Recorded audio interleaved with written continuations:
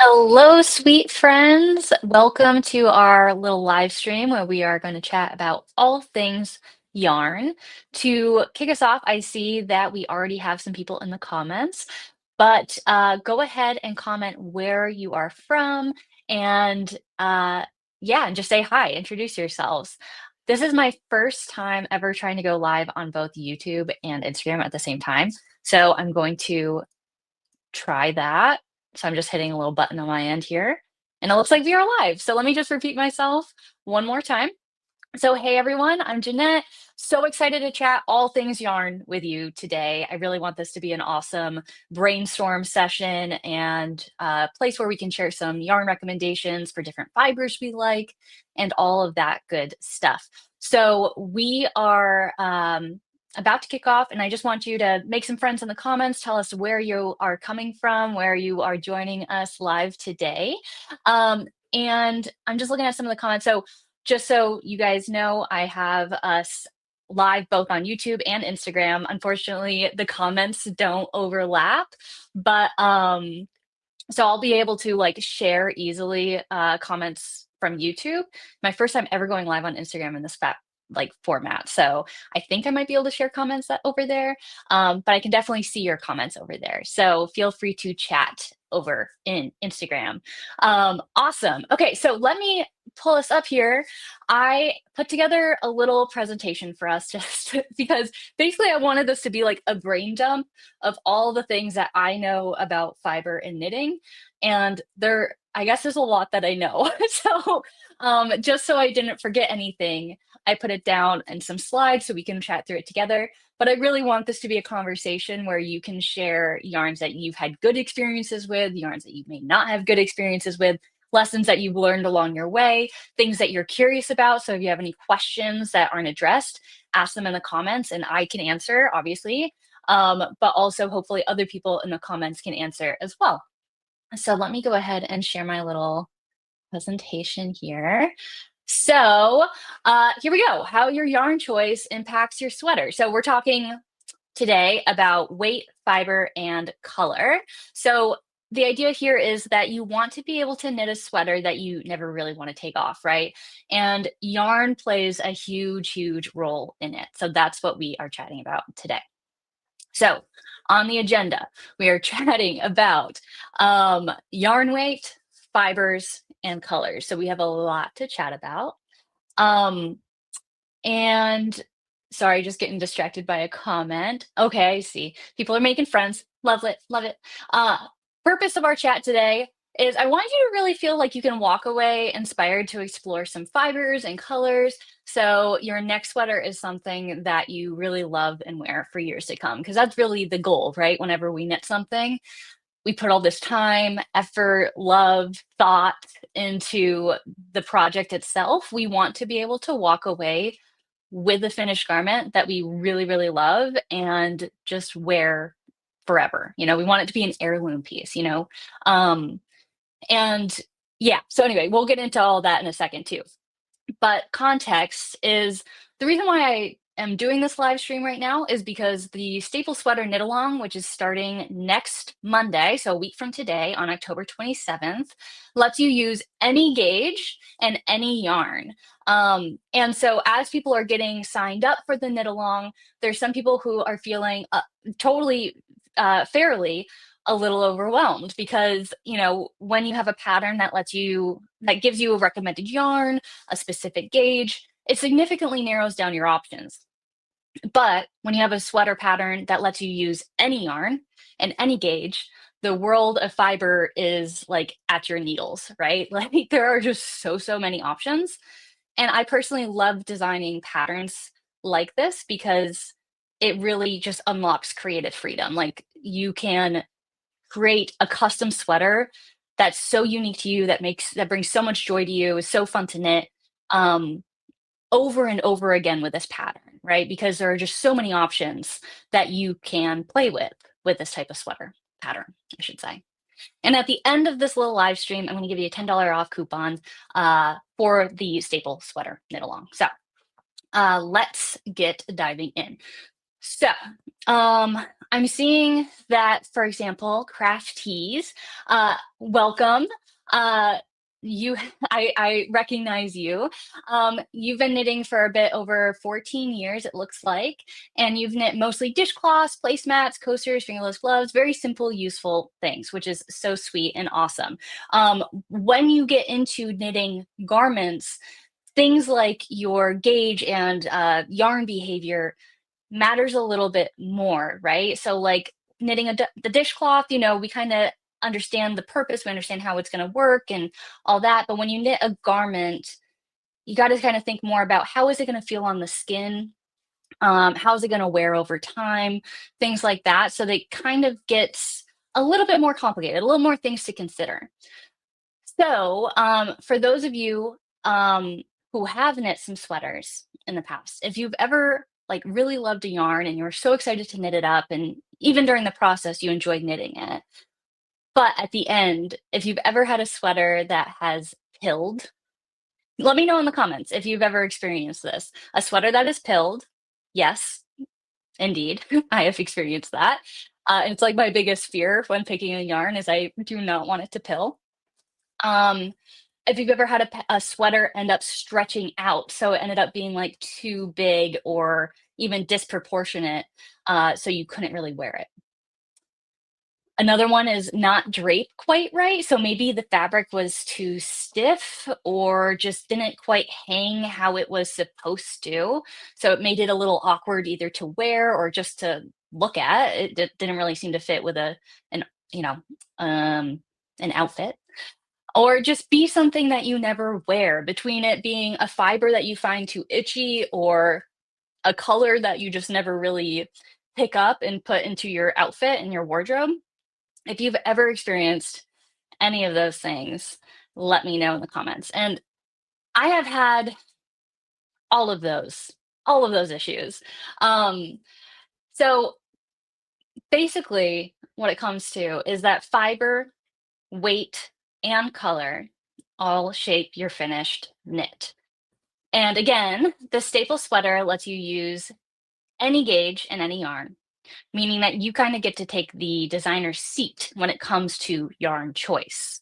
And so knowing yarn behavior and your preferences is so, so helpful when making yarn substitutions, going with the designer's recommended yarn, or even when just purchasing like a pretty skein from like your local yarn store or from maybe a fiber festival or something like that. And so really, even though this is in the context of the Stable Sweater Knit Along, like why we're chatting today, even if you don't plan on joining the knit along, I hope that you can take this information, maybe learn a couple things, either from me or others in the comments, and be able to walk away feeling more confident in your ability to make yarn substitutions, to even decide to go with the designer's recommended yarn, or with purchasing a skein at random that you just get attracted to. You'll be able to maybe use this information to be like, oh, that's so pretty, but you know what? It's a different fiber. I know it's going to be too itchy, or it's something that I know isn't going to sit quite right or react the way I want it to. So hopefully, regardless of why you are joining us today, you're able to walk away with some useful nuggets for your next knitting projects. So I see some comments in YouTube here. I have been knitting for about 2 years and only knit sweaters. Love that. But I always have troubles with choosing the right yarn. Well, then I hope that you find this little live stream helpful. My first and only sweater that I've knit so far was a waste of time and effort. McKenna, tell us why. Tell us why in the comments. Was it from any of those reasons? Was it from something else? We need to know. Mine was the same, too bulky, too stiff. Mine also, my very first sweater was also too bulky and too stiff. It's back in that closet back there.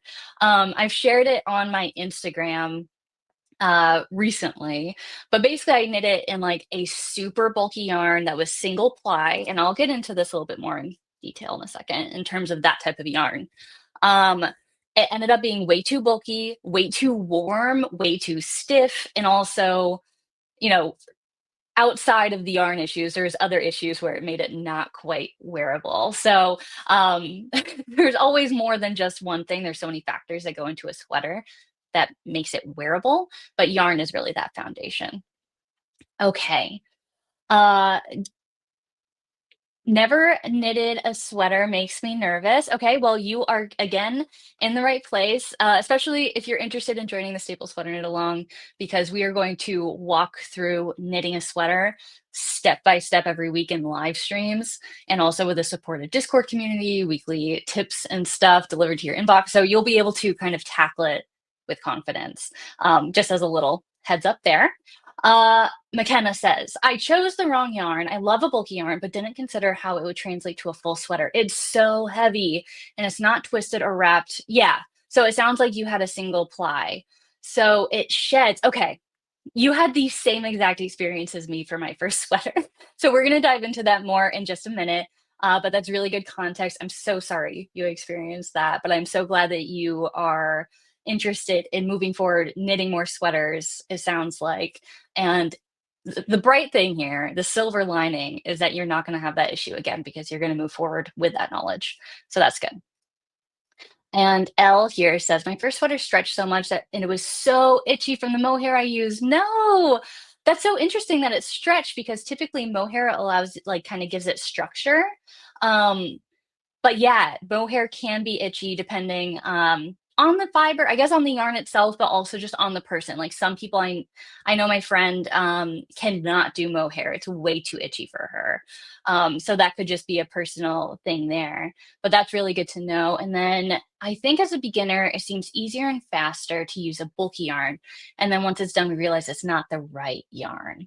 That's a really good point. And also there's other, okay. I have so many thoughts. So let me dive into our next little slide here. And that's really good to know. Thank you so much for everyone sharing your experiences thus far. Um, let's dive into yarn weight. So this conversation was leading naturally here anyway. So when we talk about yarn weights and sweaters, so imagine you're able to choose any yarn for your sweater, right? We have quite a few options. We have sock or fingering yarn, which is a really, really fine, thin yarn. Sport is like the midway point between fingering and DK. DK is just a tad bit smaller than worsted, which is a very worsted, I'd say, at least in the States, is like the most common size for yarn. And worsted is kind of like tried and true, like it's a very good size. And then there's chunky or bulky yarn, I think is how we usually refer to it in the States. I do anyway. Bulky yarn. And then you see over here, I did not include this over here, but super bulky is the next size up from bulky. And now I would say that most, kind of like what you were just saying here, Manon, um, that it's faster, easier to use a bulky yarn when you are knitting your first sweater. Um, and at least for me, and it sounds like also for McKenna, we kind of got pulled into the idea of using those really trendy, super bulky single ply yarns, which if you are thinking, um, basically I'm thinking the one I used was Crazy Sexy Wool from Wool and the Gang, which you might be familiar with. And that yarn is again a single ply, which means that basically it's like there's no twist. It's just basically you can pull it apart and the fibers just come right apart. Um, and as a result, because it's a single ply, it sheds really easily. So the more plies you add to a yarn, the less likely it is to shed, typically. I mean, there's no hard and fast rules, but that's typically it. Of course, there could be some poor quality yarns that still shed a lot, even though it has quite a few number of plies. But when you have just a single ply, basically what happens is that fibers are just able to wiggle out of the yarn.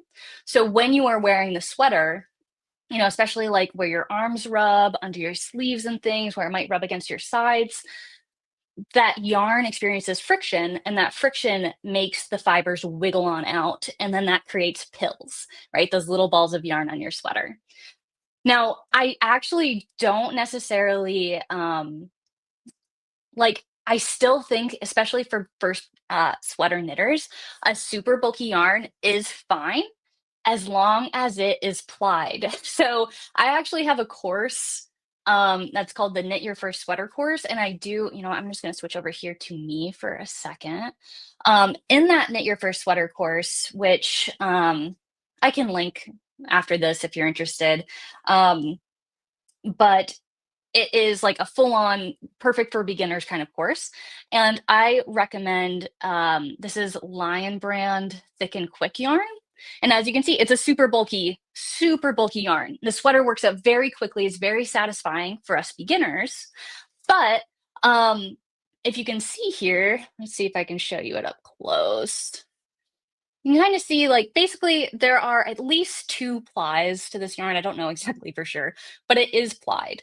It's also wool mixed with acrylic, so it's washable, and it's also more affordable. So for those who are just beginning, it's actually a really good beginner-friendly option, um, because it works up so quickly, because it is washable, and because it is affordable.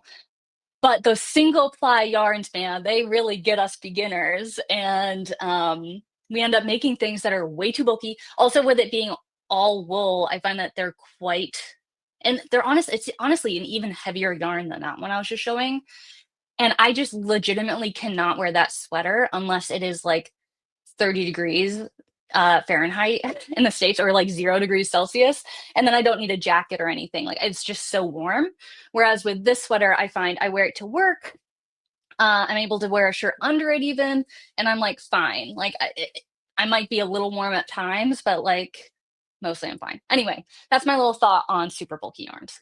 But most sweaters are knit in these weights here, in these categories. And actually, I guess it would be helpful if I show you this again. But most sweaters are knit in these yarn categories. So let's kind of dive into talking a little bit more about those categories. Fingering and sport weight yarns, very light. So in terms of sweaters, also we are discussing. They're very light and airy and good for layering. So they aren't gonna be like super, super warm. Oh, sorry, I still have a comment up here. They aren't gonna be like super crazy warm. You probably need another layer underneath if it's like a cool day, but they're very light and comfortable to wear, I will say.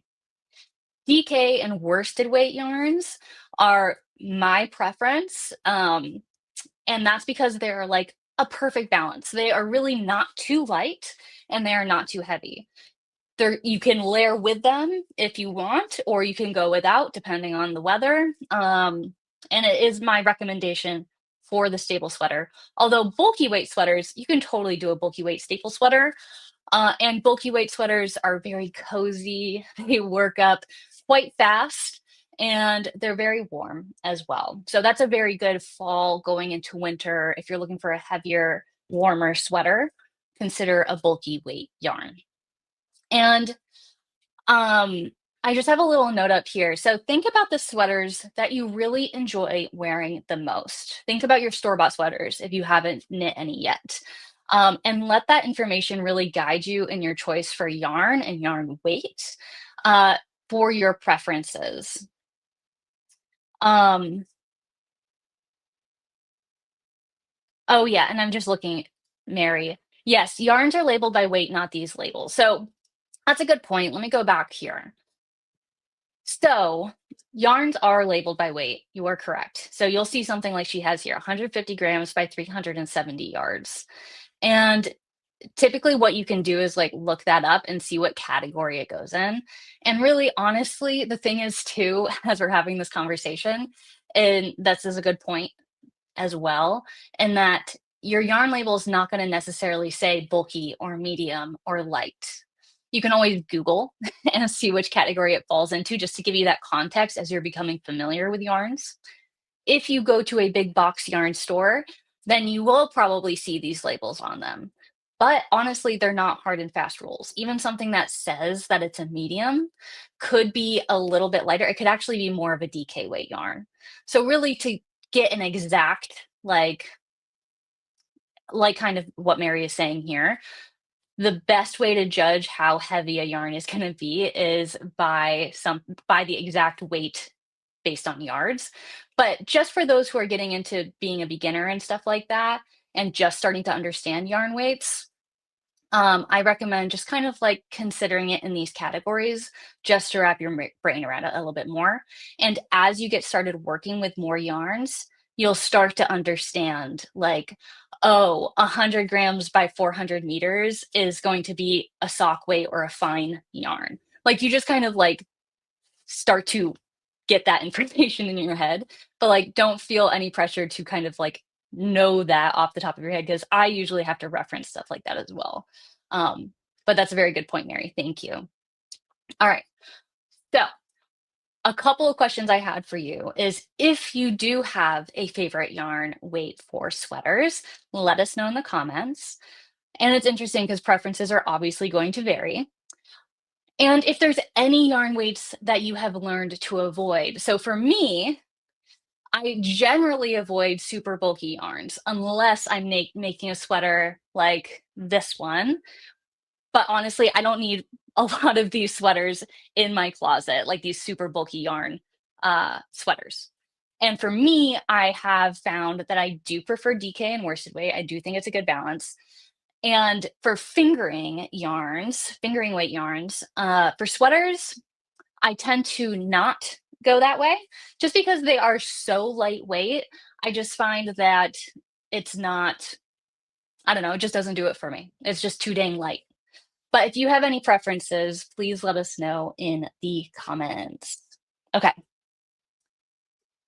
so now that we've covered yarn weights, let's get into fiber types. Okay. And also, as I am going through all of this, please feel free to ask any questions um, in the comments, and I or others can address them.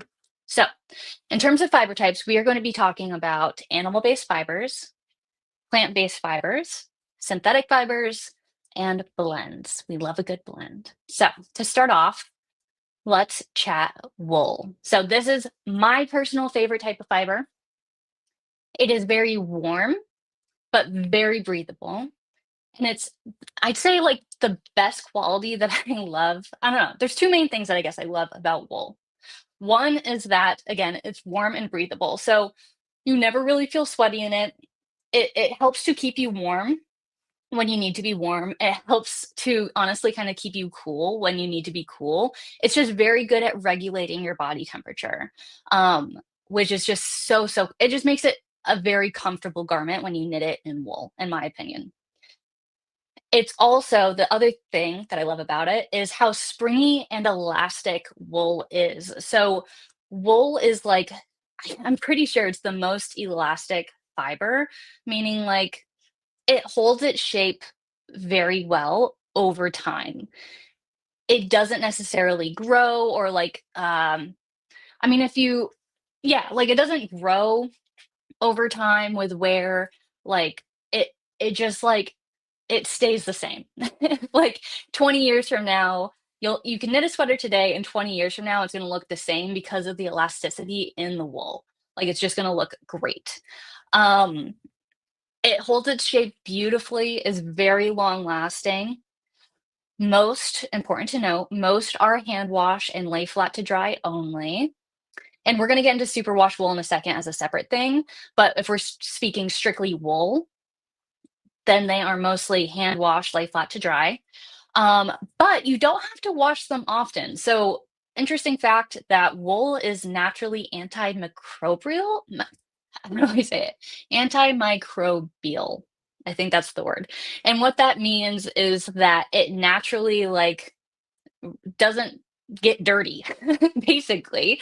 Um, and it almost kind of cleans itself. It's very strange. But if you were to wear, like, even with socks, if you were to wear knit socks made out of wool, you really only have to wear them one out of every 5 washes or so. Some people even go beyond that because it doesn't, they don't get dirty, they don't get stinky, like they just don't hold on to that bacteria, which would cause odor. And so when it comes to like a sweater, if you are wearing it, especially if you are wearing it over a shirt, for instance, and it's like an added top layer, like you barely have to wash your wool sweaters, honestly, which is a huge bonus. And one fun tip that I've learned, and I think this applies to all animal-based fibers, is that during the winter, if there's a fresh snow, you can just lay your wool sweaters out on the snow and cover it with a little bit of snow, and the snow naturally cleans your sweater, so you don't have to hand wash or anything like that. Just as a little fun tip. Now, wool, though, can be itchy. A lot of people have reactions to wool fibers. Now, merino wool is the softest. It's just the way that I believe I could be wrong here. I'm going off the top of the dome, but I believe merino wool has less like little staples on the ends of the wool, the fiber itself, which makes it just very, very soft, less irritable for the skin. But if you are ever concerned for any yarn about it being itchy, what you can do is do a little swatch test. And for that, you just knit a little swatch. It could be your swatch that you want for the sweater and hold it inside your sleeve or maybe tuck it close to a sensitive area of your skin. So, like inside a bra or just like close to your chest and have it there for like at least an hour or two and just see if you have any reactions to it. And that's a really good, easy way to test to see if you are comfortable with the fiber, and if you want to commit to it as well, right? Um, feel free to comment what your favorite wool yarns are in the comments, just so others can have some ideas and inspiration. One that I haven't knit with this fiber before, but it looks absolutely gorgeous. I'm absolutely obsessed. Bare Naked Wool's yarn. They have this yarn over here on the side, and this is just one of their yarns. And they really embrace the natural dye. Like they don't dye their yarn, from what I understand. These are just like the natural colors from the animals that the wool comes from, which I think is just beautiful. And they have really beautiful neutral shades that look absolutely lovely to work with. And Bare Naked Wool also gave us a $50 gift card as a prize for the knit along, which was super, super generous. So if you have any yarn recommendations for wool, feel free to comment them. I see that we've got a couple here in the comments. So Elle here says, I always use merino wool and rarely pair it with the mohair because I find mohair sheds a lot. That can be true. Um, I find that mohair sheds a lot when I'm knitting with it, but after I wash it, I don't find too much shedding. So it could be a dependent on the type of mohair, like which yarn you are using specifically. Or maybe I'm just not paying attention to the shedding because I really do love to pair it with a mohair.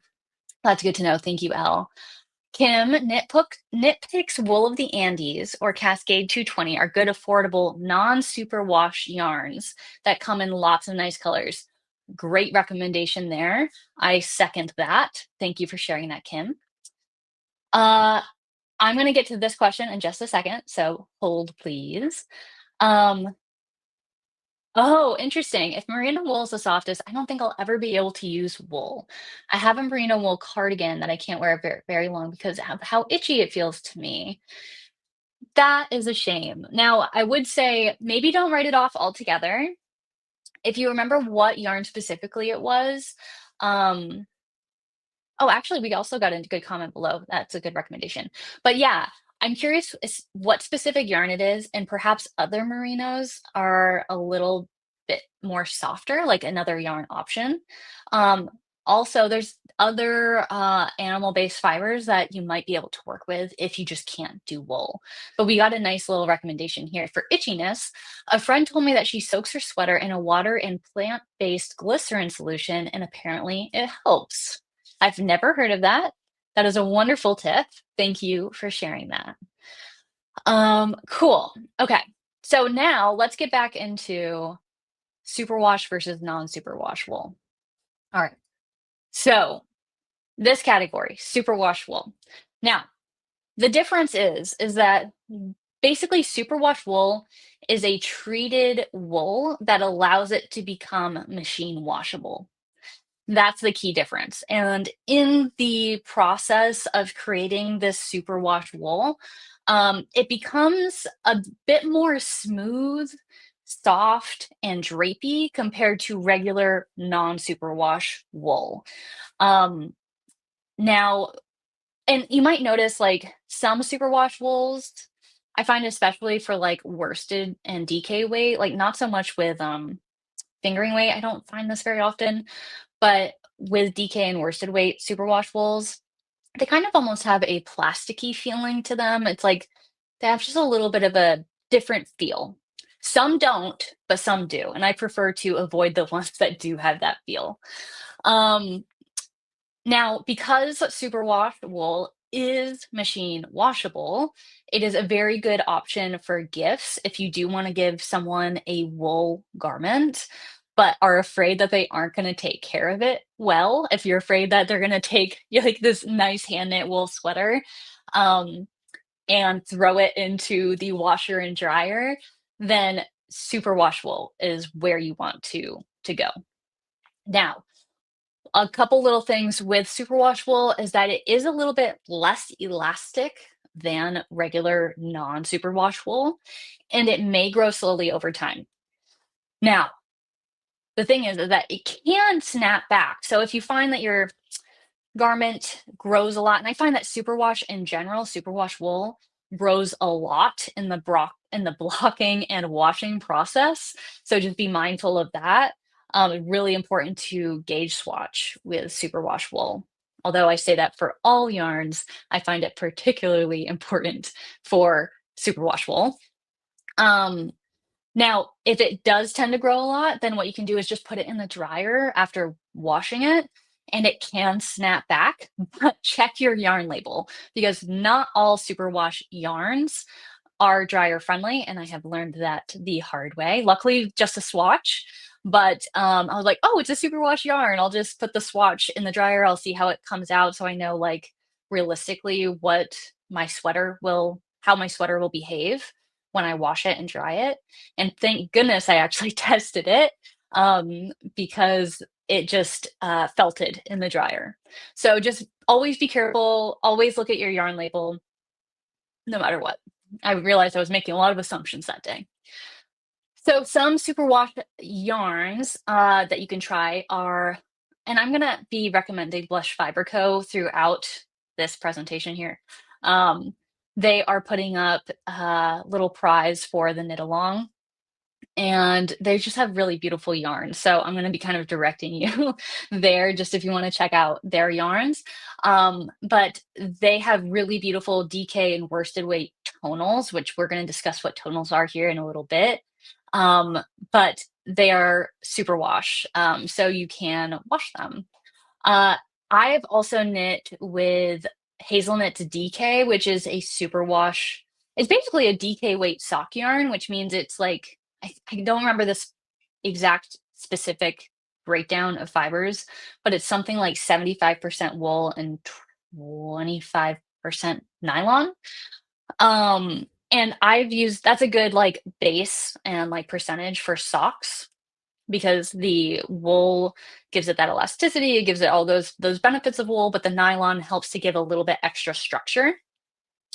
And so I've used Hazelnut's DK for socks before, and it has held up so well that I can only imagine it would be great for a sweater. So I'm recommending that here as well. And Twice Sheared Sheep has yarn thing here, a selection of yarn called Color Story DK, and they have so many beautiful colors. Highly recommend you check them out if you're like, ooh, okay, DK weight sounds good. And Superwash checks the box for me. Go check out these yarns. These are great options here. And feel free to recommend any superwash wool yarns that you have worked with and liked for others in the comments. Yes, so let me just take a look here. Oh, okay, so this is good to know. It's an Aran Island cardigan that I bought in Ireland. I don't really know anything else about it, to be honest. So that could be good to know. Like maybe you could try if you're like really wanting to try a merino. You can always do what Manon here recommended, but maybe even just trying a different yarn and testing it and do that swatch test to see if you react to it. Like, maybe we don't have to write off all merino based off of that one sweater. Fingers crossed, right? Yes, very good to know that superwash grows with blocking, significantly. I can't emphasize that enough. Um, so very good to, again, gauge swatch, block your gauge swatch, and just be mindful of how much it grows. McKenna, I'm thinking I want to do a merino cotton blend, either worsted or DK weight, but not sure if I should go for superwash.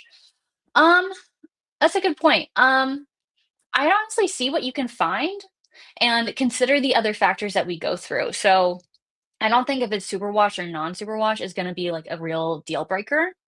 I'd say the things that I would look for is looking for a color that I really enjoy and also just like the look of the yarn, as well as the reviews of the yarn, which we're going to get into those more. So stay tuned and maybe you'll be able to think of other things to filter for the perfect yarn. Let's see. Oh, that's interesting, Kim. So when you swatch superwash, you can attach a weight to it to get an idea of how much it'll stretch, so I've been told. My That's interesting. I wonder if that's of when it's wet or dry. I'd be a little if it's wet, I'd be a little concerned that it would like skew your results for the gauge swatch. Um, So that's something to look into, but that's a really interesting little tidbit. Thank you for sharing that. Yes, reasons number 346 of why gauge swatches are so important. I can't emphasize that enough. I wish, yeah, okay. Yep, completely agree. Um, yes, true. Most yarns at this point are superwash. There's tons of choices to choose from. Very good point. Or yeah, most wool yarns, very good point. Thank you, Kim. All right, let's move on to another animal-based fiber, alpaca. So if you have any alpaca yarns that you have worked with and that you have liked, feel free to drop them in the comments. But just to go over a little key points here with alpaca fibers, super soft, very kind of like silky. It almost reminds me, it feels softer to me than merino wool, honestly. It's a very like kind of luxurious feeling, but they're also very drapey. And with that, they have less structure and can stretch over time as compared to wool, especially, right? Wool is very elastic. Your sweater that you knit today will look the same in 20 years. With alpaca, there's a much greater tendency for the fiber or the fabric to grow. So the sweater that you knit today might look a bit looser and bigger in 20 years, especially compared to, say, a wool sweater that is kind of true to itself over time. Now, with this type of fiber, I don't necessarily recommend knitting cables or, I mean, I could see like some texture, like alternating pearls and knits and stuff like that. That could even help like could help prevent it growing, I think, over time a little. Um, but with alpaca, your stitch definition isn't really as defined as, say, with a wool yarn or any of the other options that we even talk about here for the most part. Um, so they're really good for like just something that you want to have a lot of drape, that you want it to be kind of cozy. Um, I don't know, drapey. I think that's just the best way I can describe it. Um, I do recommend for best results with an alpaca fiber, if you like really want to work with alpaca. Um, I love a good alpaca blend.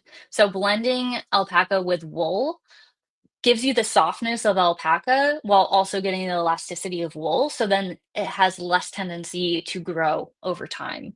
Or a blown alpaca yarn, like here, what you see in the picture here, um, will hold its structure a bit better than just straight up alpaca fibers because the center is typically like a netted nylon tube that the fibers are like attached to, I guess is a good way to say it. And you can kind of see that like with this skein here.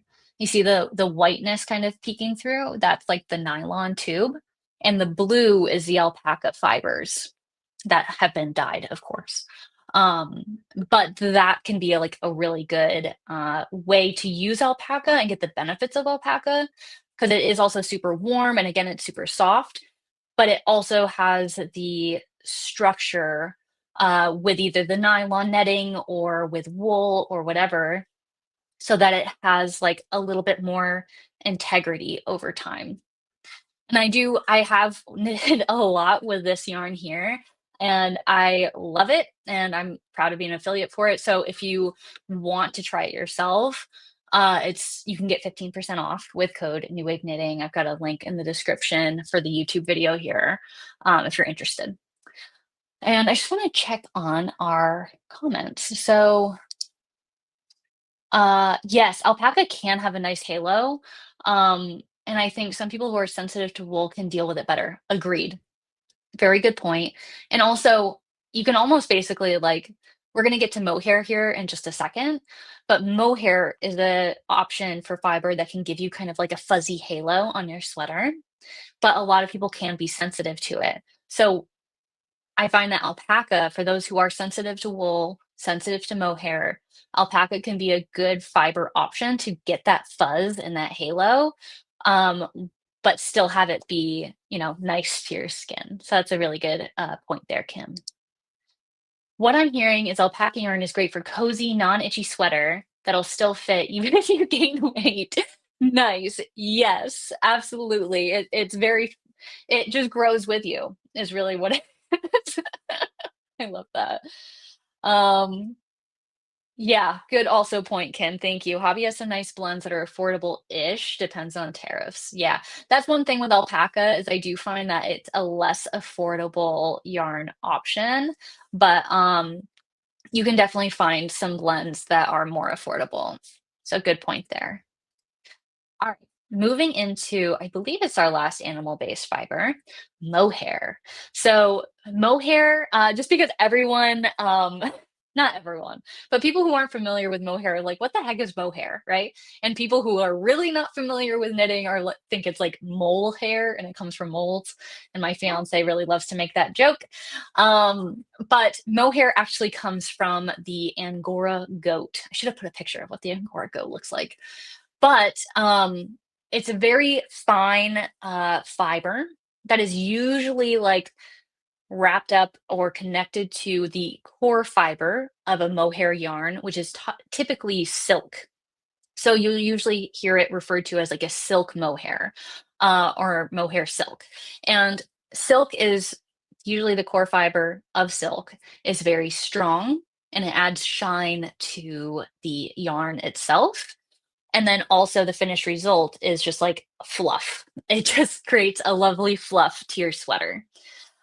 If knit completely by itself, you'll likely have to knit with at least two strands to create a fabric with just plain mohair, nothing else with it.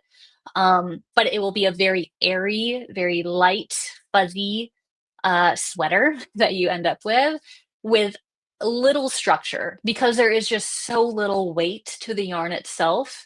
It's not going to have a lot of structure to the garment.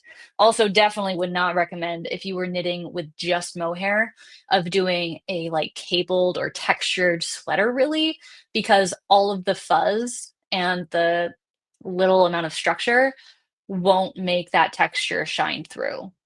So, just a little note there. But mohair is typically worked when you hold it with another yarn. So, as we were kind of chatting about previously, if you hold it with a strand of wool or even alpaca or whatever, the mohair adds a halo, or I will say, or depth. I would say, honestly, a halo no matter what, but it can also add depth to your knitting. And I'm going to show you a picture here in just a second to kind of illustrate that. But it can reduce, I have found in my personal experience that it can reduce pilling if held with an alpaca or a wool because the how soft and silky it is, I think the silk really comes into play here. It one adds structure to the garment because you're holding it with this really strong fiber. But the silkiness of it, I think, helps to prevent friction against, say, wool. Um, so as we were kind of discussing at the beginning of this, friction is what will cause a wool to pill, say, or a yarn to pill.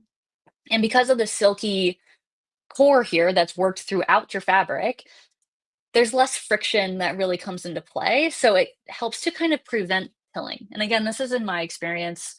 If you've had other experiences, let us know in the comments. But it's honestly like I really love working with it for that reason. I don't find it itchy. Again, a lot of people find it itchy. And if you were to hold it with an alpaca yarn, not only will you get a super, super soft result because alpaca is already so soft and silky, um, but it can help prevent the alpaca yarn from growing because of that strong silk core that's kind of helping to, I don't know, provide almost a foundation for the fabric itself. So while the alpaca will want to grow, the silk will help to keep it all in one place. Um, I'm also going to just show you. So over here, I've got a little image here that I took from Knitting for Olive, who is one of the recommendations I have for a good mohair yarn. But basically, this illustration, it's a little small if you're looking at it, say, on a smaller screen. But basically, what we have here is the main, say, wool that they've used to knit up all of these swatches. And this is in the dusty artichoke color. So they use the same color for all of these swatches. The difference with all of these swatches is the color that they used for the mohair. So mohair is super, super fun to work with because it's almost like you can paint with yarn in a sense, because you can create such different depths and color combinations just by changing the mohair alone. So you'll see here for the dusty artichoke color, here on the very top, it is held with the dusty artichoke mohair. So same color mohair as the core wool here. So you just kind of create a very basic, slightly fuzzier version of the wool or fabric, basically. If we were to move in this direction with funnel seed and dusty banana, super great names, you'll see that they get a little bit lighter. And if we were to look at it up close, you would see like it almost would look the same, but you would just kind of have more of a halo effect. And it would have that fuzziness. Whereas here, and fun ones to look at, I think, are down here. So if we were looking at the bottle green, dusty olive, and dusty sea green options, you can see that by changing the mohair to a darker color, it creates this really interesting depth to the fabric itself. So I find a kind of a way to think about it is if you use a mohair that's the same color or a lighter color than your main wool, it will create a more of a halo effect. If you use a mohair that is darker color than your main wool, it will kind of almost go inwards to create this depth kind of visual. Um, and it's just so pleasing to look at, in my opinion. I hope that makes sense in how I explained that. And I'm just going to go back real quick. If you do add mohair to any of your knits, you will likely then, no matter if it's superwash, no matter what, you will have to likely hand wash it or else it will felt and lay flat to dry. Um, and two options that I recommend, again, Knitting for Olive, soft silk mohair, great, high quality. Also, much more affordable, Drops Kid Silk mohair is so, I think honestly the quality is on par. Quality is on par and much more affordable. Highly recommend. So if you've got any other mohair yarns, drop them in the comments. I'm gonna catch up on comments here. Let's see.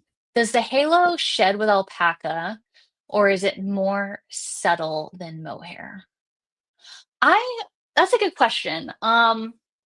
I have basically mainly knit with alpaca blends that I don't find tend to shed too much. Um, I would say the halo, though, with alpaca, if I'm getting to the core of your question, with alpaca is more subtle than mohair. Mohair halo is definitely quite prominent, whereas with alpaca, it is more of a subtle fuzz. So I hope that answers your question. If not, let me know. Kim, I've been working with Cascade 220 held with Knitting for Olive mohair, and it's been really pleasant. But I also learned that mohair feels prickly on my bare skin. But mohair just elevates your knitting so nice. Yeah, I completely agree. Mohair, I'm not too sensitive. It does have almost a little bit prickly of a feeling, I do find as well. I've kind of just learned to embrace it. Um, I do find it's mainly soft. Like when I'm wearing it, I don't I'm not like bothered by it. But it does just give this like elevation to your knitting. I completely agree, where it just feels so luxe. And also again, just like the shine that comes from the silk is really nice, the fabric itself, and then you get the extra fuzz and it's just cozy and I love it personally. Um, in Instagram, we did get a comment. Some brands of mohair are softer than the other. For example, it's ISAGR, and I definitely know that name, and I don't know how to pronounce it perfectly, but I'm gonna say Isager. Mohair is extremely soft compared to drops, but with drops, I feel like some colors are softer than other. That's really interesting that you find that some colors are softer than others within the same yarn. That's really good to know. Interesting. Thank you for sharing that. Okay. Let's see. Kim also recommends Knit Picks Mohair, Webb's Mohair, Hobby, all affordable options, affordable-ish anyway. One that I think was from Hobby, I think it was called Diablo, and it's like a mohair acrylic mix. I tried knitting with that and I did not care for it, just as a heads up for anyone who's like, ooh, affordable, super affordable mohair. Um, it just felt really plasticky and like honestly, I ended up not even knitting with it because I just did not like the feel of it. So just as a heads up there. But yeah, tons of tons of affordable options actually for mohair, and it's worth the prickle, says Kim. I agree. I completely agree. Okay, let's see what we're moving on to now. Cotton and plant-based fibers. Okay, so we're done with the wool, done with the animal-based fibers. Moving on to cotton and plant-based fibers. We're covering this in just one slide here because most honestly behave quite similarly. So cotton and plant-based fibers are cooler. They're not as warm. They don't retain heat like animal-based fibers. So they're more cool. They're still breathable. And they do have quite crisp, stiff. Oh my God, if I could speak, quite crisp stitch definition, if I do say so myself. Um, they do have less stretch, so they aren't elastic plant-based fibers. They don't really have any elasticity. So they can also grow over time, but typically you can put them in the washer or the dryer and they'll kind of like go back to their original shape for the most part. I'm particularly speaking from a cotton perspective. If you have any other experiences, please share in the comments. But they are very enjoyable to work with, in my opinion, except you might want to know that if you're ever working with like a plant-based fiber and you're like, man, my wrists or arms are feeling really sore, that's normal. And be sure to take a break. So, because there is such a lack of elasticity in plant-based fibers, your arms and fingers have to do a little bit of extra work to make up for it. And it's not something that you'll even really recognize consciously, but your body will feel. Not everyone, but I have heard that from a lot of people. And for myself, I actually got a repetitive motion injury back in like 2021 because I was knitting with cotton and I didn't take a break and I just pushed through the pain. And as a result, I couldn't knit for 4 months. Um, Lots of learning experiences there. So if you are ever feeling that with any yarn, be sure to listen to your body, take a break, stretch. Stretching, no matter what, is important. Um, but it is particularly common with plant-based fibers because of that lack of elasticity.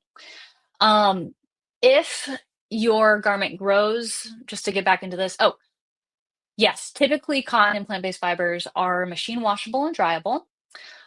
Be sure to check your yarn label. And if the garment grows, put it in the dryer to snap it back when it's wet. And that will usually help to bring the garment back together. But again, only if it's okay, according to your yarn label. Cotton and plant-based fibers typically are a bit more affordable than animal-based fibers, but honestly, like down here, I recommend Blue Sky Fibers organic cotton. I have never actually knit with that. That's like a dream fiber for me to work with. Um, it is more expensive. So just be mindful. Some, they range in prices, like any fiber and yarn, really. Um, but yeah, uh, sorry, just like, man, I've been talking for like an hour. We still have a lot to get through. Let me take a sip of water here. All right. So they, yeah. Linen does tend to shed. And I haven't worked with linen myself outside of this yarn here, which I will discuss in just a sec. But from what I was hearing as I was chatting in the Staple Sweater Knit Along Discord, someone was just sharing that linen tends to shed. And it looks like someone else here mentioned that as well.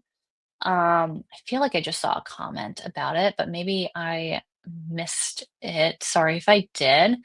But yes, so just be mindful of that.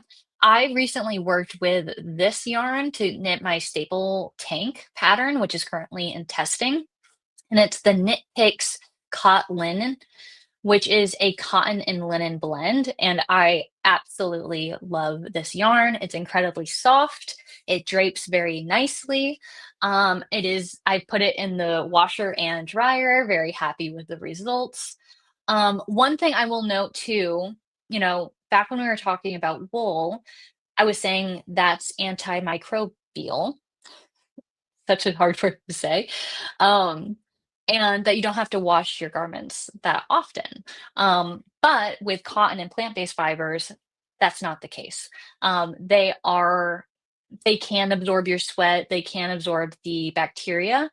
So you will want to machine wash them and dry them, or just wash and dry, any way you want, more often than you would with wool. So just as a little heads up there. So whatever you think you will do for washing and what's realistic for you, be sure to get a yarn that will cooperate with your preferences there.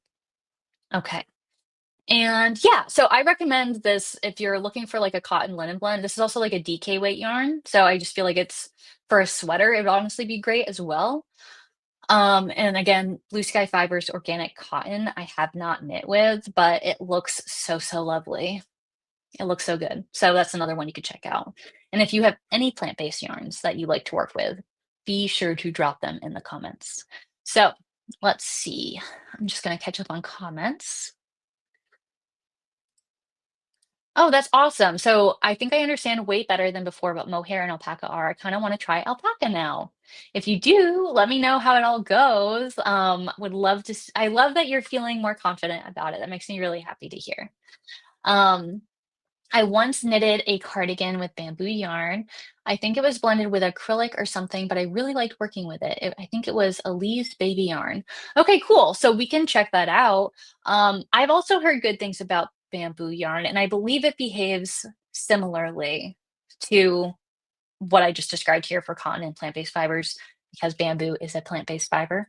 So that's really cool. I'm glad you had a good experience with it. Oh yes, actually, this is a really good thing to suggest. Thank you, Kim. Surrey alpaca yarn. I meant to include this in our presentation. Surrey alpaca yarn is a great alternative to mohair. And actually, I'm knitting with it now. My whip is in the other room. I'm holding it together with a superwash wool. And it's almost like mohair times two. It's like so fluffy, so soft. It's very lovely. So if you've tried working with mohair and didn't like it, but you want to have something that gives you a similar result, check out what Surrey alpaca yarn is. Um, it's a really good time. Highly recommend. And you might, yeah, I think it's probably a little bit less itchy as well than mohair. Um, don't take test it for yourself, but that's my thought. Crafties. I gave myself an injury after working with bamboo yarn and couldn't knit for 4 to 5 months. Please take breaks. Yes. Oh, I'm so sorry you had that experience too. That sucks. Lessons were learned. Am I right? Lessons were learned. And McKenna got tennis elbow from knitting and had to explain to my PT that I am certainly not an athlete. I just kept telling people because at the time I was working at at a high school library. And people would come up and I have my splint right here. So I had to wear this splint for like 4 to 5 months, and I've kept it. So in case I ever start feeling like a little bit of soreness, um, but I want to keep knitting. Obviously, I take breaks and like take care of myself, but it's more of a prevention issue, I guess, not when I start to feel sore. But I had to wear this for like 4 to 5 months at my job in a library, and people would be like, "What's wrong? Like, what did you do?" And I'm like, "Oh, I'm into extreme knitting," is what I said. Gotta laugh quite a few times, you know? But yeah, it's just how it is. Take breaks, everyone. Plant-based fibers are so rough on you, and you have to have good tension. Okay, that's also a really good point. So with wool and other animal-based fibers, but particularly wool because of its elasticity, um, very forgiving yarn. So if you have tension that's a little like, especially for beginners, if your tension's not like, super even throughout, wool is extremely forgiving because it kind of snaps and gets into place. And it just, after you block it, it will usually all block out. Plant-based fibers, because they don't have any elasticity, are not so forgiving. So if you have a wonky gauge or tension, then that will probably show in the end. I mean, a good chunk of it will still probably block out, um, but it's definitely less forgiving than a yarn that has more elasticity. Okay. I basically exclusively knit with plant-based fibers, and I have to take breaks often due to discomfort. I've never thought about there being connection between the two things. Yes. Yeah. Okay. That's so funny that you've noticed it and didn't think about it. But yeah, that dang lack of elasticity really makes you and all your little tendons and all that do a little bit of extra work, and the repetitive motion really takes a toll on you. So yeah, good thing. Take breaks. Um, I would say Surrey alpaca yarn sheds about the same as mohair. If anyone has any other experiences with that, let me know, but I think it's about the same. I personally, I've never, so I am working with it right now. I don't have any garments that are finished and that I wear that have Surrey alpaca yarn, so I can't really speak to the shedding when wearing, but when knitting, yes, I am. As I'm knitting it up, I am finding fibers on myself. It was actually, it was quite dangerous. I was knitting in the car as a passenger, not driving, and my fiance was driving, and I was like, the sun was coming in. I'm like seeing fibers in the air. I'm like, please don't let these fibers get into his eyes as we're on the highway. So it does shed a bit when you are working, but honestly, about the same as mohair, if that's helpful. Uh, yes, lessons have definitely been learned. At L, I haven't noticed any shedding, but I'm always covered with dog hair anyway. You maybe didn't notice. Facts. Yeah, same. I saw a question in Instagram, or a comment, I should say. Uh, I'm enamored with Malabrigo Verano. Not machine washable, but honestly worth it. Softest thing I've ever felt. I don't think I'm familiar with Malabrigo Verano. Let me see if I can do a quick look up because I'm honestly so curious. Malabrigo Verano yarn. And you know what? Let me try to put it over here. Malabrigo Verano. Let's see. Oh, it's a plant-based yarn. Okay, 100% Pima cotton. Love it. Um, Softness, strength, and shine are perfect for both warmer weather and those in between times. Cool. I've only really looked at Malabrigo for their wool-based yarns, but these look absolutely beautiful. And Malabrigo is a great, reputable, high-quality yarn company. So if you guys are looking for other recommendations, looks like another person here loves this one. So it could be a good option. And also it's worsted/DK, which means it probably isn't too heavy for your finished sweater, which would be also a really great option. So cool. Thank you so much for that recommendation. That's awesome. All right, let's get back over here. Cool. Um, let's see. Oh, and also somebody else commented, I had the opportunity to visit Hobby Yarn Shop. Sorry, there we go. To visit Hobby Yarn Shop last week, and they had lots of samples there. That's so cool. Hobby Yarn Shop. And from what I touched, plant-based fibers named Luxury all were amazing on touch. Okay, so you got to look for those luxury plant-based fibers for a really nice soft touch. Really good tip. Thank you. Okay, moving on from cotton and plant-based fibers. Let's see, acrylic and synthetic fibers. So acrylic and other synthetic fibers, super affordable, very low maintenance, usually very easy to care for, machine washable and dryable. Of course, check your yarn label, but for the most part, super great there. Not as breathable. One of the biggest cons is they're not as breathable as natural fibers, whether that's animal or plant-based, and can leave you feeling a bit sweaty as a result. So if you have a sweater knit up in acrylic yarn, you might find yourself feeling a little bit uncomfortable, a little bit more sweaty than you would if you knit it in a wool or any plant or animal-based fiber. Um, because they are so affordable, so easy to care for, they are perfect for learning, experimenting, gifts, or if they are just your preference, then go for it, knit it up. And there's tons of acrylic yarns out there. I will say that some probably feel better than others. So, you can try out some to find one that you really like if acrylic is your preference. If anyone has any recommendations for acrylic yarns, be sure to drop them in the comments. I personally, so I've been knitting since I was 10, and growing up, basically up until I was 20, I would always just go to Joann's or Michael's and get whatever yarn they had there. And most of those are acrylic and synthetic fibers. And, you can make some really great things with those. Um, but since I've learned a bit more about knitting and kind of experimented with different fibers, I have learned that wool is just my preference. Having natural, whether it's animal-based or plant-based, is just my personal preference. Um, but honestly, like, whatever, you know? There's some type of in the crafting community, some people can be kind of snobs where they, like, look down on acrylic and synthetic fibers. I do not think that that is the case. I don't think that's valid or fair at all. I don't think it's cool. So all fibers are welcome, I will say. Um, let's see. Someone coming up with another cotton yarn option. I love knitting with a strand of Pasquale Suave cotton yarn with a smoother cotton yarn for texture and color variation. That sounds really cool. I haven't heard of Pasquale Suave cotton yarn before either. So that's another good one to look up. But I love that you're holding it with a smoother cotton, like you've learned that you like that texture, and also you can play with the colors a bit. That sounds awesome. Love that.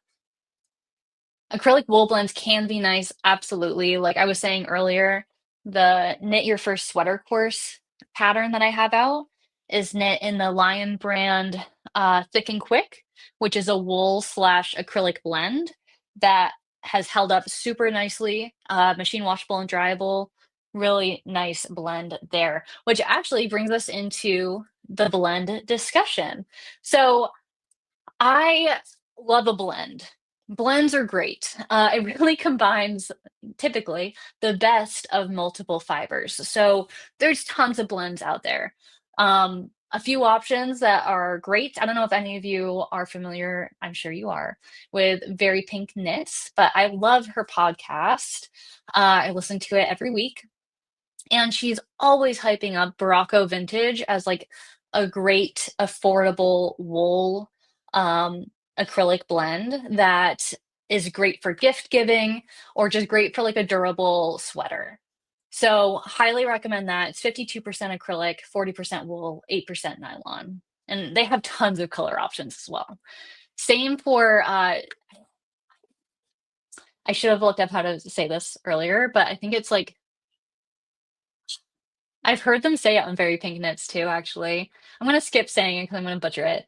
But it's 60% cotton, 40% acrylic. So that's like a good acrylic, or sorry, a cotton blend that could be a little bit more affordable and have a little bit more softness. Maybe the acrylic gives it a little bit more elasticity, possibly. So that's a good option to look into. Drops Flora is a blend of 65% wool and 35% alpaca. So, kind of what we were talking about earlier, having a blend of alpaca with wool is wonderful because you still get that softness of alpaca, but you get the elasticity and yeah, you get the elasticity and strength of the wool fiber. So the fiber, the alpaca doesn't grow. It just like maintains its integrity. So if you have any blends that you recommend, please put them in the comments. But we love a good blend. And now that you know like a little bit about these basic fibers going forward, if you see a blend, hopefully you're able to be like, oh, I bet that, if it's got part wool, part alpaca, like you know what it's gonna do, right? It's gonna how it's gonna behave. So let's move on. We've covered the yarn fiber basics, and that was like the main component of our presentation. But now we're going to move into another aspect of yarn that I think is also super important in order to knit a sweater that you're going to love. You need it to have a good color or a color that you're going to wear. And aside from just looking at colors of the rainbow, it's also important to look at like dye styles of yarn. So we're going to just go through a couple of different color and dye styles. So first, we're going to start off with super basic solid colors. So solid colors, you get it. It's very clean, timeless. Solid colors are great for showing off texture in a sweater. They can be a little bit boring sometimes if you just knit a sweater all up in like just a single strand of wool yarn and one plain solid color. It can have a little bit of a lack of a visual interest. For instance, this sweater, which is like my go-to staple sweater, this is knit up in a solid, kind of like a pumpkin-y, rust orange color, and I was actually going to wear this for our live stream today, but as I was looking at it, I was like, I was wearing cute pants, but because you couldn't wear the pants, the sweater just looked so boring on camera, and I was like, "Dang." But, I mean, you get the idea. It's very clean, very timeless, solid color. Okay, we got that down. Now, tonals are my favorite. They are almost solid colors, and actually they can also be called semi-solids. And basically it has a super soft shift in color. So as you can see, like in this skein, you'll see there's a little bit of color variation. Like this strand, say going up and down right here, is like a lighter green, but the strands right next to it are just a slightly darker shade of green. And a tonal like that, it adds a lot of depth and visual interest to stockinette or simple texture designs that are just really lovely.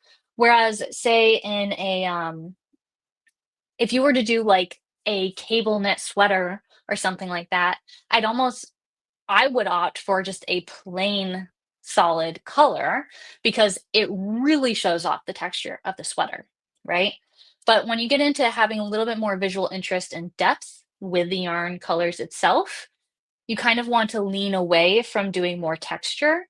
And just because the color itself would distract from the texture, if that makes sense. It just doesn't make the texture pop as much. But I love a tonal. It really makes a garment feel like it's kind of alive in my opinion. It just adds a lot of depth, as I said.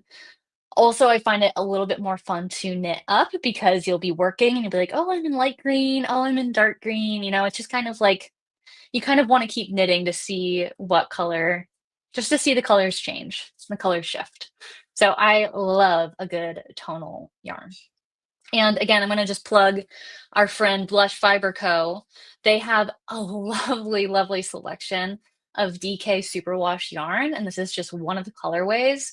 An Irish Moss, this one is. And you can get 15% off with code NewWaveKAL if you are interested in checking out their yarns.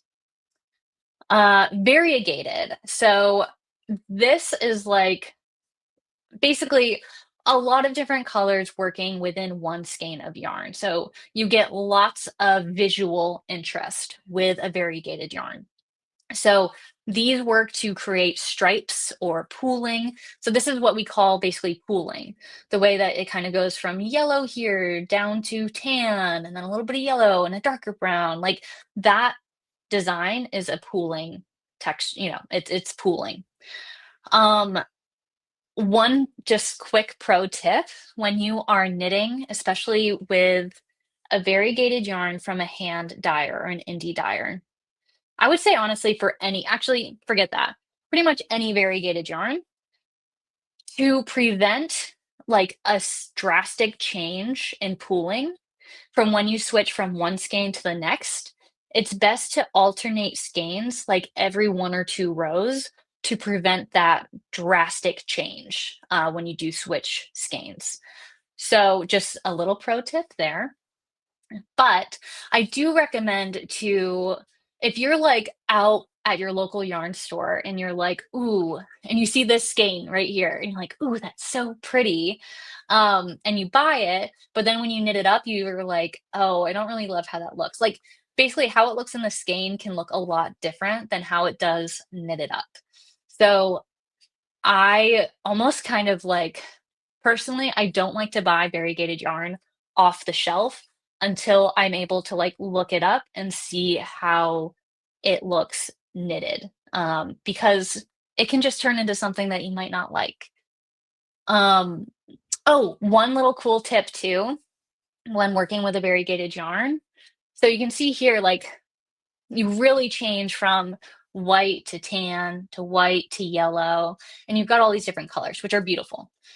But if you're like, "Ooh, I want it toned down just a little bit," or "I really want it to kind of be tied in all with a brown," pair it with a mohair or a Surrey silk. And basically what I would recommend for this swatch, say, is I would pair it with like a brown mohair, and it would just give the whole thing like a kind of brown overtone to make it like a kind of toned down, a little bit more of a subtle with the colors.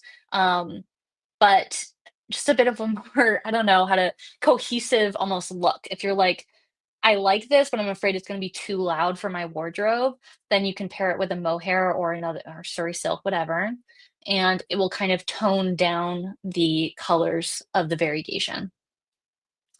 And again, this is another Blush Fiber Co. yarn if you are interested. Okay. And now speckled yarns are kind of a form of variegated yarn, but I just wanted to call them out a little bit separately because as you can see here, I mean, this one's a very light speckle. You might have yarns that are very heavy in speckle. And actually, I think what we saw here in this cotton yarn, these are very speckly, right? In terms of their colorways. And similar kind of deal for me is I much prefer to check out the what it will look like knitted up before I commit to a speckled yarn.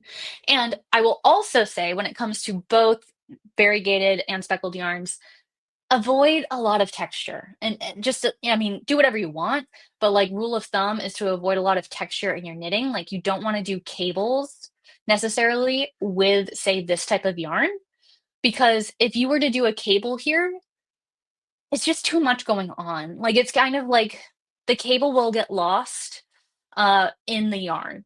You just won't be able to like pick it up as you would with say a solid color yarn, right? Um, and same if you were to do like combos of knits and pearls, whatever, like adding texture, um, it just will get kind of lost in the changing colors. So I recommend a variegated yarn for more of those simple stockinette knits because it will really allow the colorway to shine through and like be the hero. Always kind of think of like, what's the hero here? Do I want the texture to be the hero? Do I want the yarn to be the hero? That's kind of a good way to think about it. Also, like, well, I was just gonna say for me, like, I'm really drawn, like, initially when I was first getting into, like, different yarns and things, once I got out of Michael's and Joann's and I was kind of growing and exploring, um, I was really drawn to these types of yarns, like, off the shelf, but I've just kind of learned that just a little too loud for me for the most part, and that's why I like to, when I do work with them, add a mohair to kind of tone them down a little bit. Let's see.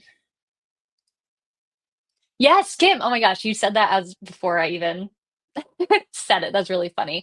But yeah, I think pairing this with like a brown mohair would make it super, super lovely. Um, I'm most of the way through making some socks out of a pink blue variegated yarn. I love how it's turning out so far. And again, same thing with socks too when it comes to variegated yarn. Um, I wouldn't do it like a texture heavy sock, like a sock with a lot of cables or anything. And just having a variegated yarn with like a simple sock pattern makes it feel like so elevated. It just feels so fancy. It's like the yarn's doing the work for you. So love that you're enjoying the process there. I'm constantly looking at variegated yarn and Ravelry to look at projects and get a good idea of how the colors will play out. Yes, uh, cannot emphasize that. That's a great tip. Play in that yarn section in Ravelry. Yes, Janice. Okay, I have that same tip here in just a minute. Love that you're also in the yarn section in Ravelry. I think this is the last color option that we're talking about here, but self-striping yarns are super fun and satisfying to work with. They can basically like do the color work for you again, same with variegated speckled yarns. Self-striping yarns, you don't want to add a lot of texture in my opinion. The yarn is the hero here, so great. I was actually thinking about using this exact yarn for my staple sweater for the knit along. I don't know. I'm a little torn. We'll get to why I'm torn in a second. But um, be mindful. One thing with self-striping yarns is to be mindful of the garment construction and how it may impact the stripes. So for the staple sweater pattern, say you take this yarn and apply it to the staple sweater pattern. And let me actually just go, well, that's fine. But basically how you knit the staple sweater is you do the collar, which is obviously a smaller circumference. And then you kind of go back and forth as you do some neck shaping. And then once you get into the body of the sweater, the stripes will like become more regular in size. But as you're up here in these smaller circumferences, the stripes will probably be a bit bigger. And down here, they'd be a bit thinner as you're in the body of the sweater. And then when you get to the sleeves, which again is a smaller circumference, the sleeves will have like wider stripes compared to the body, right? So just be mindful of that before you pick a self-striping yarn, just to know just to think about how it will look and that you're okay with that. I personally think it's kind of cool. But if you're like, no, I need even stripes throughout, then you might want to opt to create stripes for yourself with different color yarns. So just a little tip there. Okay, let me see. Okay, let's go on choosing color. Okay, so here are my biggest tips for choosing color because you may like the color of a yarn and you might like working with that color of a yarn, but when it comes to wearing that color of yarn, the results might be a little bit different, right? So, what I recommend is, excuse me, either be looking in your wardrobe, take a look at what you wear the most, think about like also maybe what you don't wear, right? If you're like looking at the bottom of your sweater pile and you notice that there's like a bright pink sweater that you really were excited to knit or you bought and you were excited to wear but you never wear it, maybe don't knit your next sweater in a pink yarn or a bright pink yarn. Also, like for me, I love to be in Pinterest and I just save outfit inspo. And this is actually a little um, screenshot of my Pinterest ideal wardrobe board. And as you can see here, lately I've been really into, and actually this is pretty coordinate, but it's like some blues, especially with denim. I love to wear blue jeans. Um, I'm loving like soft eucalyptus greens and some darker greens as well. Browns I'm really into. So like as you can see just from like these that I've been like drawn to and have saved, not necessarily even back to back, but just have saved over time, you can kind of get a cohesive look of the things that I'm drawn to. And so I can use this board to really inform like, oh, I will probably want something that will pair well with jeans. So maybe not blue because blue might look a little funny with jeans. Um, if I don't like the contrast of like a light blue with a light blue jean. But maybe I would do something that's more of like a eucalyptus green. That would look really nice with jeans. Or if I'm wearing like brown corduroys often, which is like my fall staple, then maybe I don't want to wear green with like a green sweater with brown pants because then I feel like Shaggy from Scooby Doo, then maybe I do a darker brown, or maybe then I do a darker blue that would go well with that. And just kind of think about the different outfit options that you can get from your sweater. So for me also, I like to think about the actual pairs of pants I have in my dresser and think, what yarn color could I choose where I will get the most outfit combinations from it? Again, like if I like to wear jeans, but a light blue, I don't like how a light blue looks with a light pair of jeans, then maybe I don't do a blue, things like that to consider. But maybe a navy blue would look well. So maybe I could do a navy. So just things to consider there. Also, you might notice, like for me, I've learned you can also look at your knits that you don't wear. Like, again, kind of going back to what I was saying at the beginning. For me, a few years back, kind of back when I was just beginning to grow in my knitting journey, um, I knitted a pale pastel purple vest that I never wore, and I realized I don't like pastels on me. Like, I don't like wearing pastels. So now I just know across the board, no pastels, right? So you can kind of learn as you go, learn from your mistakes, learn from things that you just don't wear to inform your color decision. And here's just some final tips on choosing the right yarn. So, questions that you can ask yourself are, how do you want it to feel? Do you want it to feel light? Do you want it to feel cozy? Do you want it to feel cool or warm? Or do you want it to be drapey? These are all things that you can really consider, and then go back to those fibers that we discussed and the yarn weights that we discussed, and they can help shape your decisions there.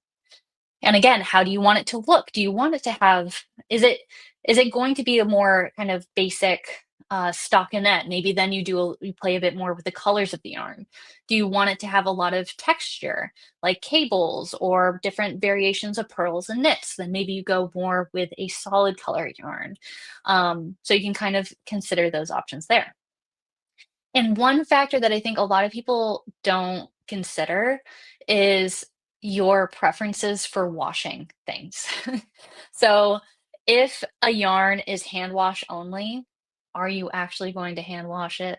You know, are you going to like have it dirty and then be like, oh, I've got to wash this and then never wash it because you don't want to hand wash it and it just sits on your shelf? Because that's not cool. Like, we want to wear our knits, right?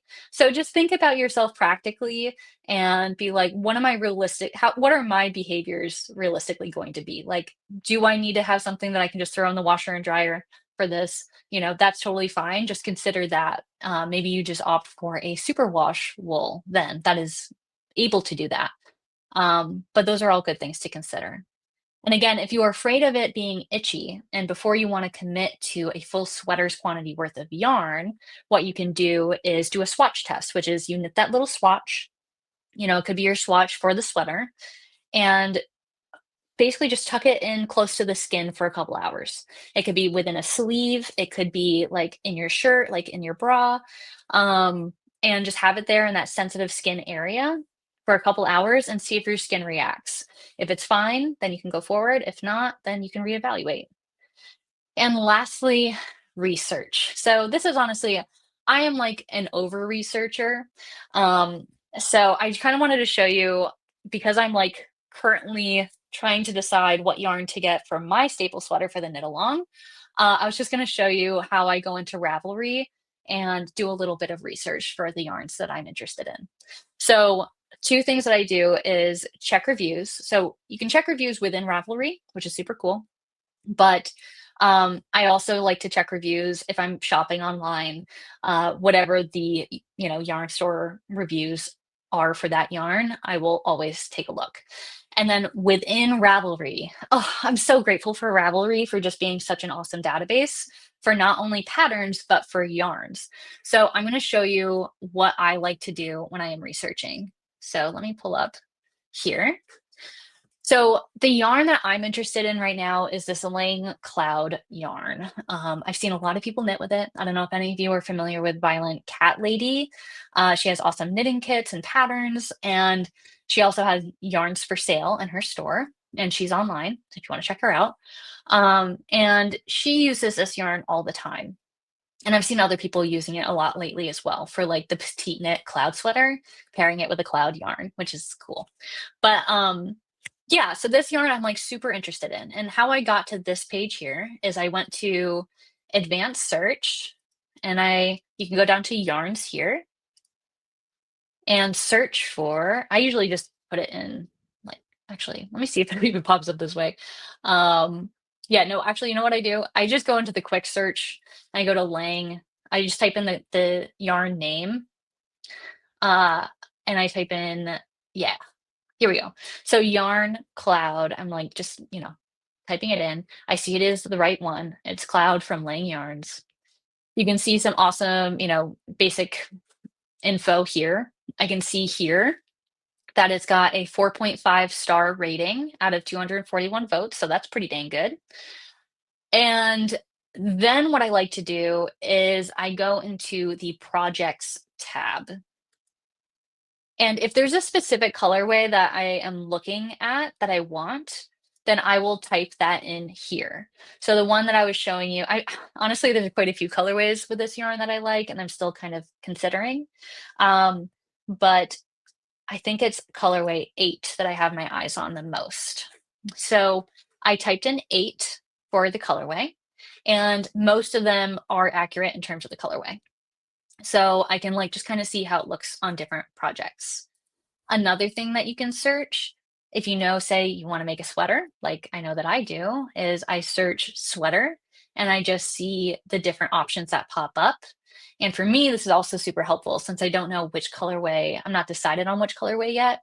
I can see a variety of all the colorways and how they behave in a sweater pattern.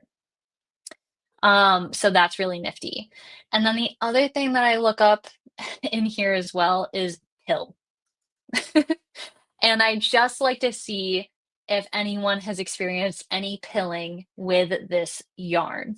And for some yarns, I'll have a lot of results, and for others, not so much. And honestly, for the fact that there are almost 1,500 projects with this yarn, and only what?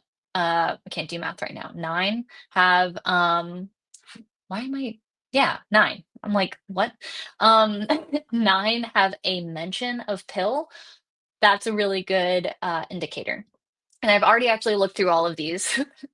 Um, this is what I do in my spare time as well, by the way. Like, my fiancé is just, like, sees me on my phone, he's like, "What are you doing?" I'm like, "Oh, looking up yarn." Like, this is what I do. I live in the Ravelry yarn section. And, most of these, I'd say about half, they mention pill, and it's more of they're afraid it's going to pill, right? Or for this person, they actually held it, so it's cool. You can click into people's projects, and see their notes if they wrote any notes.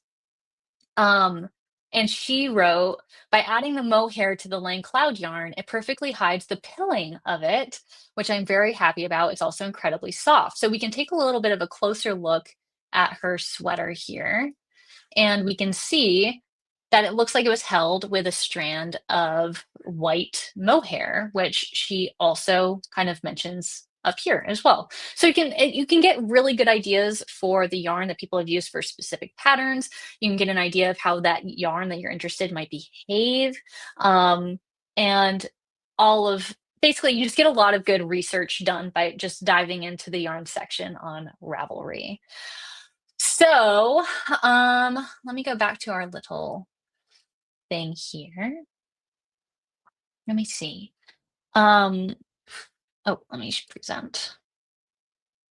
And I was just looking at our comments. So Kelly asked, would carrying the mohair yarn along with the DK weight significantly affect the weight and make it more like a worsted weight yarn? Great, great question. And typically, yes. It will depend exactly, on the exact yarns that you are using with your needle weight and all that jazz. But for the most part, yes, when you add on a mohair to like a mohair is technically like a lace weight yarn. If you add that to, say, a DK weight, it will make it more of a worsted weight kind of yarn. Um, that's a really good question. So, I really don't have this problem, blah, blah, blah. Don't mean to blah, blah, blah, you crafties. I'm just kind of browsing, but I feel like I don't really have this problem. I love pink, bright colors, and basically wear things with the confidence of a middle-aged white man, whether it matches or not. Well, I love that. Um, Okay. Hi, Vima. Welcome. We're just wrapping up our chat on we just discussed yarn weights, all of the yarn fibers, not all of them, but quite a few, and colors and choosing colors for your yarn for your sweater. Um, let's see. I'm enabling. What can I say? Um, yes, you are going to spend way too much time on Ravelry. Welcome to my world. Okay, so let's see what else we got. Next steps. Okay, so once you choose your yarn, okay, when you factor in the yarn weight, the fiber, and the color, and you have your yarn chosen, you're going to swatch. Your favorite thing, I know, but you're going to swatch and you're going to maybe swatch again because though your yarn choice significantly impacts like the foundation of your sweater, right? The drape of your fabric is equally as important to create a sweater that you're going to love and wear. So if you do a swatch and, well, if your yarn is to be used with a sweater pattern with a set gauge, do your best to reach the designer's gauge, of course. Otherwise, the sweater is not going to fit as it should. However, it may not be the best gauge for your chosen yarn, which is why I love patterns that let you use any gauge. So I have like a whole technique I'm going to be discussing next week in the Staple Sweater Knit Along. Excuse me, on how to find the perfect drape with your chosen yarn. And so, like, what you end up doing, just as a little sneak peek, is you do a swatch based off of the recommended needle size on your yarn label, or you can adjust if you're adding in, say, a mohair with a DK weight yarn, and just do some research. What's a good needle size to start with? And then you kind of adjust from there in order to find a swatch and a gauge that has the drape that you really, really like. But we're going to be going into that next week within the knit along. Um, and so with that, I just kind of wanted to lead into what the knit along is all about if you're interested at all.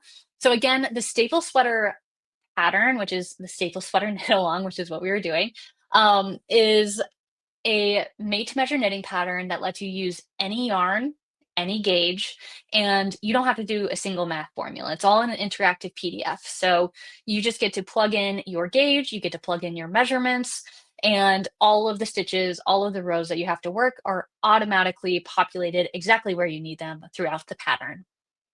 As for the construction, it's a knitted, very, basic knitted raglan sweater that is worked from the top down. It's quite beginner friendly, especially like in the knit along. We're going to break it down week by week.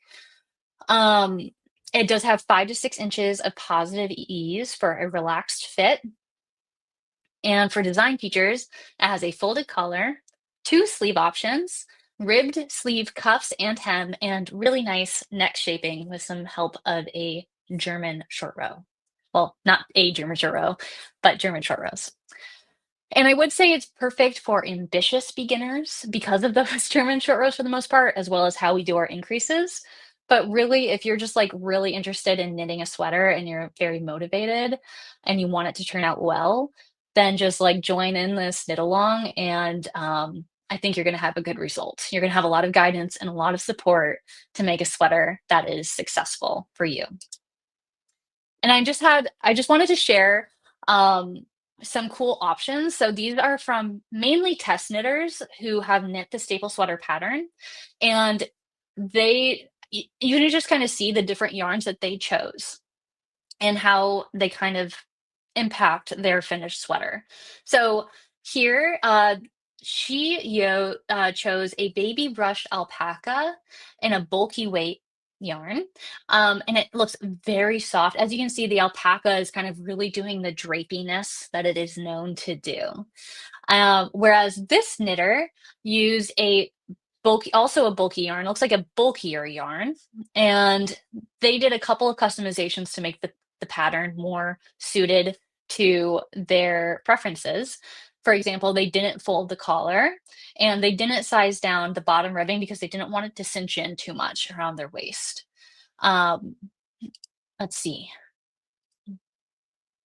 This person used a self-striping yarn, so you can kind of see how it is worked and like how those stripes are impacted by the construction of the knit. Uh, Kevin here used Knitting for Olive Heavy Merino, and it's a nice kind of heathered look to the yarn to create this more solid, kind of more of a classic sweater look. And he also did a couple of adjustments, like he created the raglan, he made it so it's a double stitch rather than a single stitch, and he extended the sleeve cuff and the hem ribbing.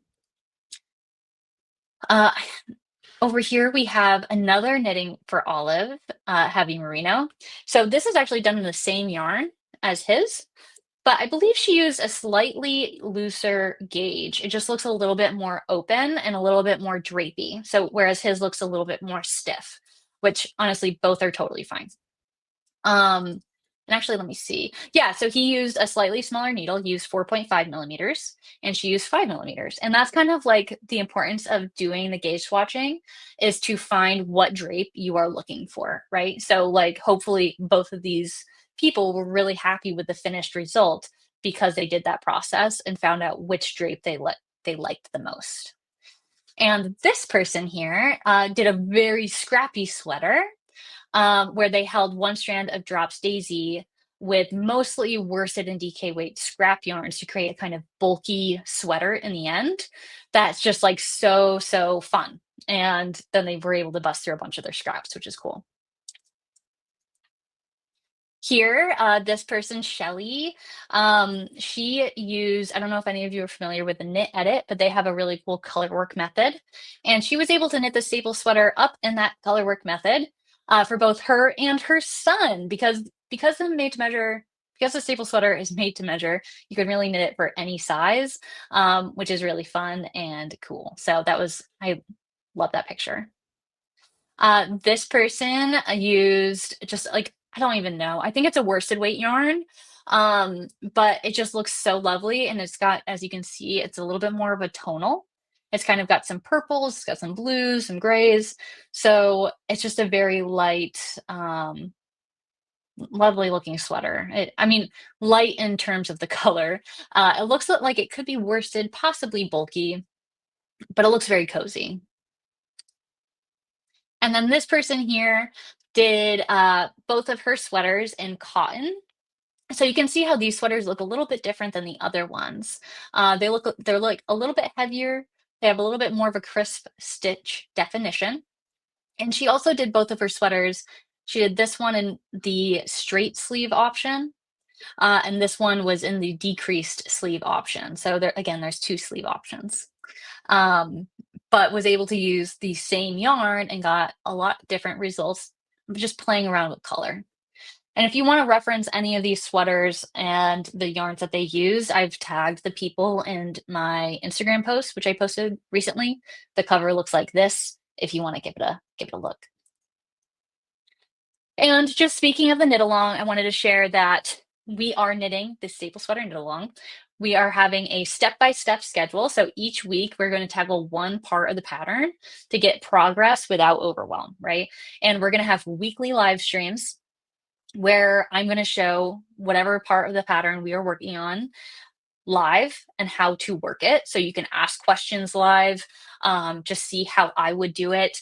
I can give tips and feedback.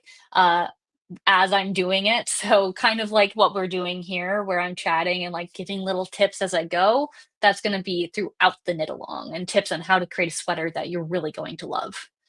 We also have a private Discord where you can share progress, ask questions, get inspired by other knitters and what they are choosing to work with and the customizations that they are knitting. Weekly email insights. So I will send you links to the live streams, of course, but also going to share like focused tips and updates and inspiration to your inbox so you don't get stuck. And also, if you finish your sweater, you are eligible to win some awesome prizes. And Kim, I see you are asking what day and time are the live streams. They are at 12 p.m. Eastern on Mondays. So same time as this live stream was today. dates and schedules. So each of these days is going to have a live stream. Those are all Mondays. And the schedule for what we are tackling each week. So first, we're tackling gauge swatching. Before we even cast on, we're going to tackle gauge swatching. Favorite thing, I know. But to really make sure we get that drape for a sweater that we really love. And then we're casting on and folding our collars, working our German short rows, our neck shaping, and starting to increase. Then separating our sleeves and starting the body of the sweater, knitting the body. And to keep us motivated, we have a little row counter giveaway there that week. Then we are starting sleeve 1. So I'll show you how to pick up sleeve stitches and start knitting your sleeve. And then next week, sleeve 2. So we're not having any sleeve island here. And another row counter giveaway that week as well. And you weave in the ends and block in our second to last week. And our very, very last day, we are celebrating with prizes for finishing the knit along. So prizes up for grabs. There's also there's like 9 plus prizes available. Really awesome. We've got some different courses and things like that. An awesome Swift from Paradise Fibers. Again, a gift card to Bare Naked Wools. I have all of the prizes discussed in the link below for the Join the Knit Along link if you want to explore those prize options a bit more. But they're really awesome. And finally, for pricing. So because this knit along has so much interaction with the live streams and the Discord, the pricing is $44 if you need the pattern as well as just getting into the knit along. But if you already have the pattern, then it's only $34.99. But you can get $10 off with code yarn10 for sticking with me throughout this live stream. And the doors close next Sunday, so almost like a little bit less than a week from now, on October 26th. So be sure to hop in now while the doors are still open to join. And so just looking at some questions here. So when do we receive the pattern? Hi, Mary. So if you are already in the knit along, then you should have gotten an email with access to the pattern as well as the KAL ticket, which would give you the links to the Discord, sign up for emails, and next steps for preparing for the knit along. If you didn't receive that, just email me at Jeanette@newwaveknitting.com and I will be sure to get that to you. And if you have not yet signed up for the knit along, then once you purchase it, you will get them automatically. Craft tees. I highly recommend doing the knit along if you can. I can't join this one, but I joined in the sock KAL last summer and it was super fun. Yeah, we've had really good experiences. I've done a couple of knit alongs now, and people always walk away feeling like so inspired and motivated just to start on the next project. And it was just, I mean, they're always a really good time, a lot of learning experiences, and a great opportunity for community as well. People usually really love the community aspect of it. And is the Discord open yet? Yes, it is. People are already in there chatting about what yarns they're thinking about using, asking questions and advice. So be sure to hop in if you are a part of the KAL. If you're not a part of the KAL, then be sure to join in so you can hop into that Discord. Are the prices going to be international? They are in USD, but my website's through Shopify, and I think the prices automatically adjust. Sorry, I should have clarified that. I think the prices adjust based on what currency you have. But these prices I'm listing here are in USD. And Dana, I joined yesterday. I was too impatient. I'm so glad that you joined. So happy to see you. And yeah, so that was basically it after almost 2 hours. But the real concept here is that your yarn defines your sweater, right? And you need to choose what yarn you use wisely. So explore fibers and colors to make your next sweater completely you. Thank you so much for joining and participating in this little chat we had all about yarn. I really hope to see you in the knit along. And again, be sure to use code YARN10 for $10 off if you'd like to sign up. I really hope to see you in there. I can't wait to knit a sweater with you that you're going to wear for years to come. And also, again, just want to emphasize that with this sweater pattern, because you can use any yarn and any gauge, that you can knit the same sweater again and again and have like a new sweater each time, depending on what yarn you use, what gauge you use, if you make it scrappy, how you customize it. So, like the tips that I'm going to give you during this knit along are going to help inform you. So, if you want to keep using the same pattern and make different unique sweaters each time, you can totally do that confidently. So, I hope to see you in there. I can't wait to knit some sweaters with you. And I hope you guys have a great rest of your day. Bye. Thank you so much.